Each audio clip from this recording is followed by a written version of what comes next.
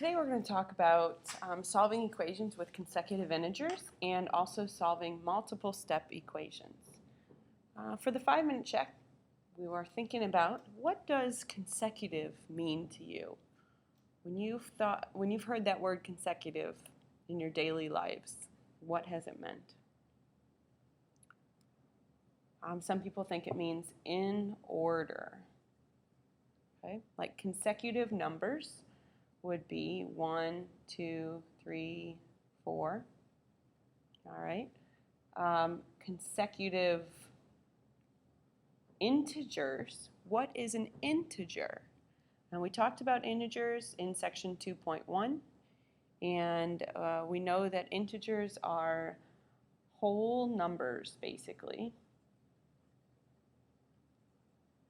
that can be positive, negative, or 0. So integers are whole numbers that are either positive, negative, or 0. So we could even do negative numbers for these problems, depending on how they are set up. So let's talk about the first example. These are word problems, so you want to leave your final answer in a full sentence.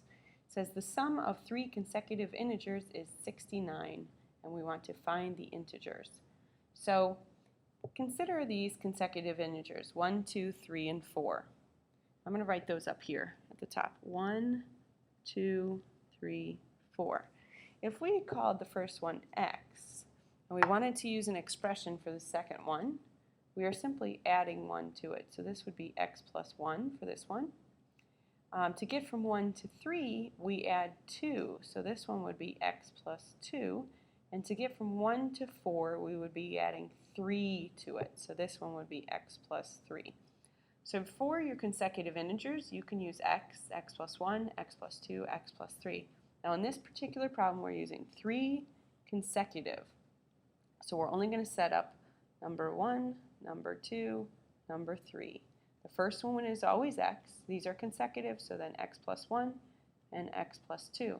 And it says the sum of them is 69. So what we're going to do is add them together. And when we add them together, we should get 69. So x plus x plus x, we're going to add vertically, gives us 3x. 2 plus 1 is 3, and here's our equation. 3x plus 3 equals 69. We want to go ahead and solve that. Now this is just a two-step equation. We've been working on that. So we want to undo adding and subtracting first. So the opposite of adding 3 would be to subtract 3. So we get 3x equals 66. Then when we divide by 3, we will get 22. So let's go back up to the original problem here.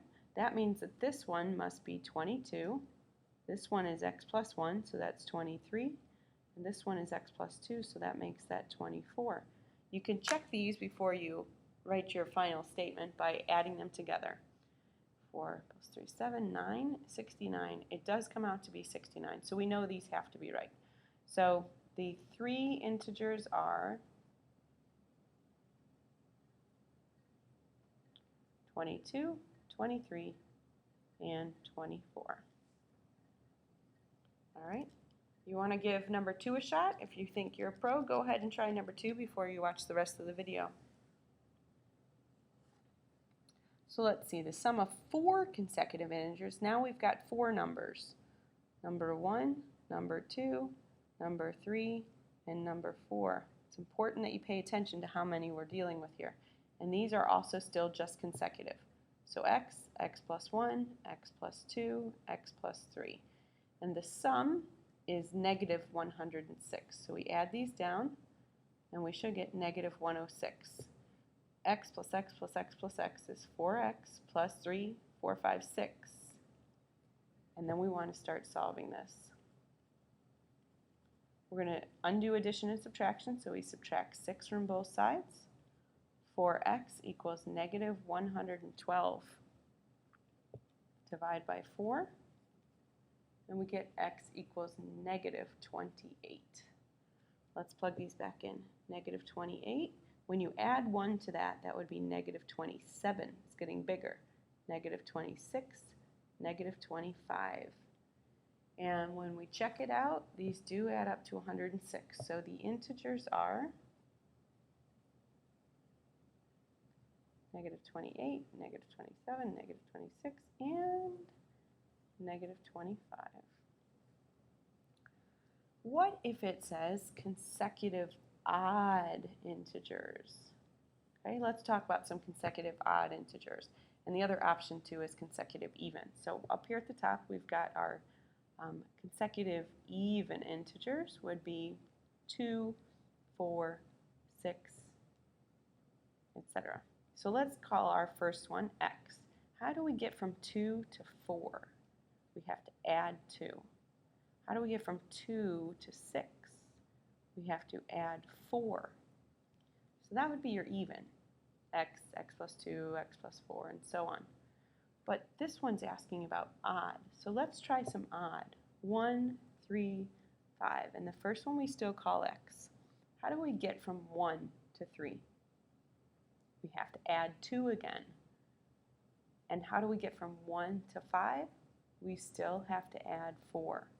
So whether you're dealing with even or odd, you are going to be using x, x plus 2, and x plus 4 simply because you're skipping the in-between number. Doesn't matter if they're even or odd, you're always skipping one number, which means you're going to be using the 2 and the 4 here.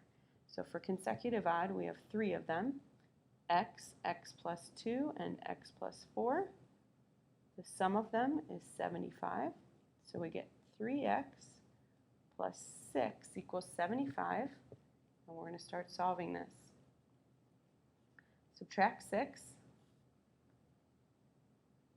and we get 3x equals 69, and then we divide by 3, and we get x equals 23.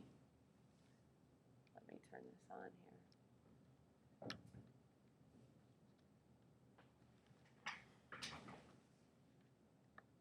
There we go. All right, moving along. Adjust quickly. Try these out. We get 23, 25, 27. And that does in fact give us 75. So the integers are 23, 25, and 27. Last one. Now this one we're only going to set up. We're not going to solve because you'll see what happens when we try to solve it. So find 2 consecutive, plain old consecutive integers. So let's start with that first. X, x plus 1. Whose product? Now what do? We want a product. Product is the answer to a multiplication problem. So it's asking us to find the product of these two. So x times x plus 1. Whose product is tells us that's equals 5 less than 5 times their sum. Now we know less than's got to be flip-flop, so we start walking backwards. 5 less than, I'm reading this forward and writing it backwards. 5 times their sum. So what's their sum? We have to add them together. X plus x is 2x plus 1. So the sum of these two integers is 2x plus 1. Let's read this again. 2 consecutive integers, so x and x plus 1, whose product, multiplying together, is 5 less than 5 times their sum. Now the right side is no problem. We can distribute this. We get 10x plus 5 minus 5, which gives us 10x. Those cancel each other out. But the problem is on the left side, we haven't yet learned how to do this, but if you did know how to do this, x times x would give you x squared, and x times 1 would give you x. And then we'd be left with a problem that we would have to factor for, which we won't learn until 4th quarter or 3rd quarter. So we have to stop here. We can't finish solving this one because of this squared term right here. We don't know how to solve an equation with a squared term yet. So we must stop for now and wait on that one. Before we move any further though, let's go to your Cornell note sheet. Consecutive integer problems. You just need to remember that consecutive would be x, x plus 1, x plus 2, and so on. If we're talking about consecutive odd or even, you should be using x, x plus 2, x plus 4, and so on. Okay, so that's the only thing we really need to keep in mind for now. Multiple step equations, solving and justifying each step. Okay, let's look at this problem. What is it that we would have to do first to start solving this equation? We've got to get rid of these grouping symbols. So the first thing we're going to do is distribute this 3. And so the 5x we'll leave alone. When we distribute the 3, we get 3x plus 12 equals 28. And it does say we're going to justify each step. So we're going to make a little table. And over here on the right, we distributed. So we're going to write distribute. Now we need to solve this, but before we can start moving anything around, we really want to combine these terms together. So our second step is going to be combining like terms, or CLT, combine like terms. So 5x plus 3x gives us 8x. The right side, of course, keeps staying the same. Now we can start moving things around. We're going to undo addition and subtraction, so we can show that we're subtracting 12 from both sides, and we'll get 8x equals 16. Now that's subtraction, or subtract. Okay. Then we're going to divide by 8, and we get x equals 2, and that is divide. Okay. So you don't need any steps for this right here. That's just us showing what exactly we're subtracting from both sides or dividing from both sides. And finally, we need to put it in set notation. Okay? So that's how you solve it and justify it. Let's see what happens in the next one. Oh, there's some grouping symbols again. So we want to still go ahead and distribute that to get rid of those grouping symbols. Everything else will stay the same for now. Negative 2x plus 2, bring the minus x down. So again, justifying our steps, we just distributed. What shall we do next? Well, we've got an x here and an x here. So why don't we combine like terms again? 19 equals negative 2x minus x is negative 3x plus 2. Okay. Now we want to move some things around, and we're going to undo this addition and subtraction. So we're going to subtract 2 from both sides. So this is going to be subtract. And we'll get 17 equals negative 3x. Uh-oh, that looks kind of ugly. We've got to get rid of that 3. So we're going to divide by negative 3. And we get x equals negative 17/3. Divide. Now we've got to put this in set notation, so we need to move the x to the left side, x such that x equals negative 17/3. Or you can change that to a mixed number if you'd like. This property, when we flip it over, is called the symmetric property. Like symmetry, a heart has symmetry. So you can flip it over on itself, and it would look exactly the same. So along that line of symmetry. So on the equal sign is like our line of symmetry. We're just going to flip it over so we can get on the left side. So that's the symmetric property. So let's talk about our Cornell note sheet here. It says solving multiple step equations with grouping symbols. If you look at the pattern in both equations, we're doing basically the same thing. We always distribute first. Then we always combine like terms. And then we undo addition or subtraction, depending on which one we need to undo. And finally, we undo multiplication, or division. Okay, so those are the same steps we followed here. We're going to continue to do the same. We'll go ahead and put an example on here. So if we have 3 times the quantity 2x plus 5 minus 5 equals 34. Distribute in the first step, which gives us 6x plus 15 minus 5 equals 34. Combine like terms, so we get 6x plus 10 equals 34. Undo addition and subtraction, so we subtract 10, we get 6x equals 24, and when we divide both sides by 6, we get x equals 4. Sorry, my arrows are in the way there, so we get x such that x equals 4. What do we do if we have multiple variables? And in this case, we have variables on the both sides, actually. We're still going to begin this the same way as we did any other fraction problem up until this point, which is multiply everything through by the denominator, which is 2.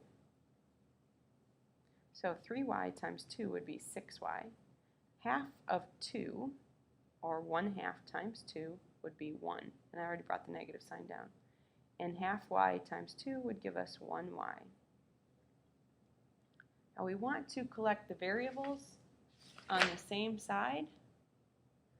So we're going to move this y over to that side. It's a positive y. We want to move the whole thing over, so we're going to subtract 1y, which gives us 5y. Minus 1 equals 0. Now the problem is we have everything on the same side. We've got to move that number over now, so we're going to add 1. So we get 5y equals 1, and finish up by dividing 5. Y such that y equals 1/5.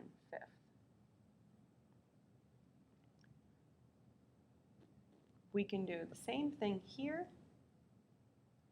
by multiplying through by the common denominator, which is 3 times 3 times 3 over 1 times 3. So we get 8 times 3, which is 24x, minus, now when we multiply this by 3 over 1, the 3's cancel and we just get minus x. And 46 times 3 is 138. So we're just multiplying through by the common denominator in this case. Sorry, I stopped writing multiply. Multiply by common d. Okay.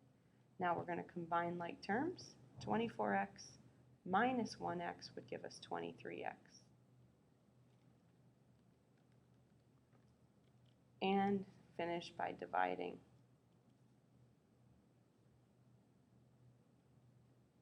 And we get 6. Why don't you try the last two on your own? Pause for a second and see how you do. All right, let's give these a try. 1/2 x and half of -4 would be -2 plus 3 equals 6. So we distributed. Now combine like terms. CLT. -2 plus 3 is +1. Okay. Undo addition and subtraction. So we're going to subtract. If I subtract 1 from both sides, I get 1/2 x equals 6 minus 1, which is 5. And then finally, we're going to multiply both sides by the denominator, which is 2. Multiply by 2 over 1, multiply by 2. 2's cancel, and the 1's cancels, and we get x equals 5 times 2, which is 10.